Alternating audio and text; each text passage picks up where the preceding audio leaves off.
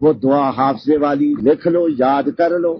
اور پھر تجربہ ہے کہ 3 دفعہ ملتزم میں جا کے یہ دعا پڑھو، یقین کر لو حافظ ذہانت میں ترقی ہو جائے۔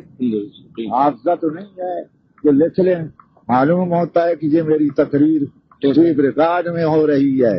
اب لکھنے کی بھی ضرورت نہیں ہے۔ تو کرامن کاتبین بھی ہمیں چھوڑتے ہیں مگر لکھنے والے ہمیں کہیں نہیں چھوڑتے۔ پڑھ لو بسم اللہ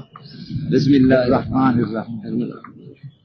یہ میں نے وعدہ کیا تھا، اسی لیے جب وہاں ملتزم میں جاؤ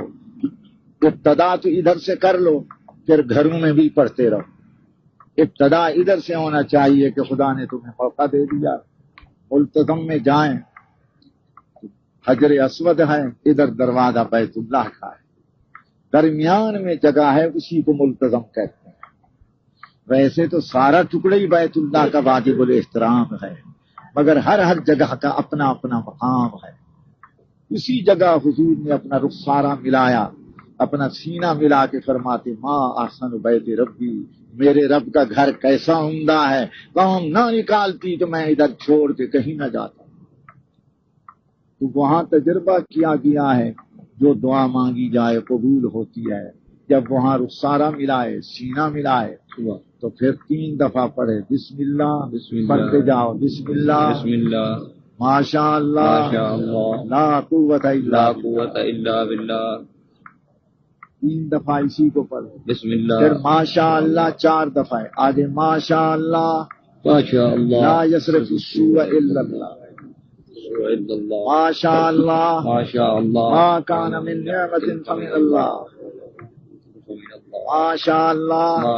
لا حول ولا قوت الا باللہ۔ یہ 3 دفعہ پڑھ کے پھر وہ دعا پڑھے، پڑھو اللہم نور قلبی اللہم، یہ 3 دفعہ پڑھے اللہم نور قلبی، یا اللہ میری دل کو روشن کر دے، اللہم نور قلبی وزد قوت سمعی وبصری وحفظی، یا اللہ میرے سننے کی قوت کو بڑھا دے، میرے دیکھنے کی طاقت کو بڑھا دے، میرے حافظے کی طاقت کو بڑھا دے، وزد قوت سمعی وبصری وحفظی واجعلنی فوق کثیر من الخلق، یا اللہ حافظ ذہانت میں بہت سی مخلوقات پر مجھے ترقی عطا کرو،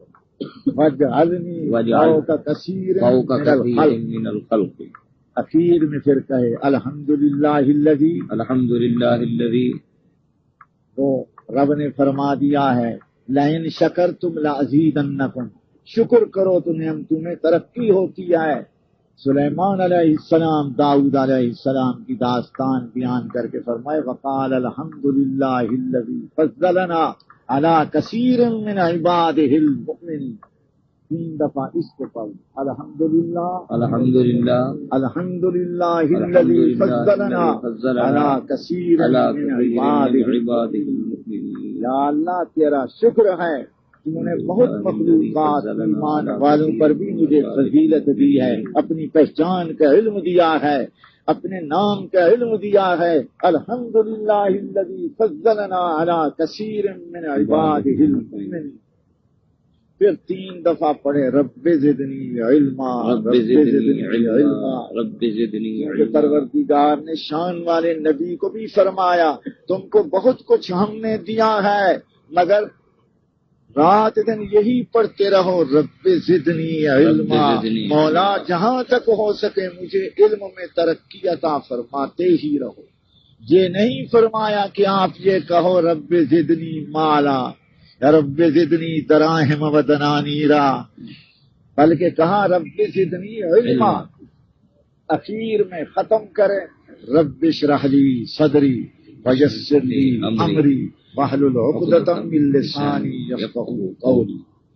یہ ابتدا بسم اللہ کے ساتھ، اس طریقے کے ساتھ کم از کم 3 دفعہ ملتزم میں جا کے یہ دعا کرو، پھر اپنے گھروں میں صبح کے بعد عشاء کے بعد ان آیات کو 3 دفعہ پڑھتا رہے، انشاءاللہ حافظ ذہانت میں روزانہ ترقی ہوگی۔ اور جب درس دینا شروع کرے، تبلیغی کام شروع کرے، دعوت اللہ کا کام تو ابتدا میں ان کو 3 دفعہ پڑھے تو آمد بھی ختم نہیں ہوگی، غیر کا ڈر بھی نہیں ہوگا، اور پھر دعوت اللہ کے اندر تاثیر بھی یقیناً ہوگی۔